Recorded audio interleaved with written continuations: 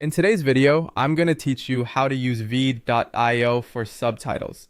By the end, you'll know exactly how to add clear, accurate captions to your video using Veed's built-in tools, which helps with accessibility, searchability, and viewer retention. Start by opening Veed and heading to your home view. From there, go to your current project. This is the video you want to subtitle. Give it a moment to load inside the editor. It's a good idea to make sure the audio you plan to keep is already on the timeline, because the subtitles will follow the timing of what's in your project now.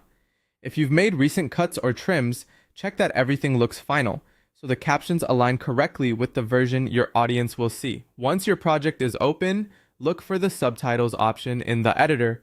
Click on Subtitles to open the Captions workspace. You'll see options related to adding and managing subtitles. This panel is where you can generate new captions, adjust their content, and choose how you want to bring text into your video. Keep your playhead near the start of the timeline. It helps when previewing what the tool creates. Next, click on Auto Subtitle in English. Veed will detect the speech in your video and automatically create timestamped captions. If your audio is in English, this is the fastest, most accurate way to get started. If you prefer, you can transcribe manually or upload a subtitles file. Manual transcription is useful when you already have a precise script and want full control line by line.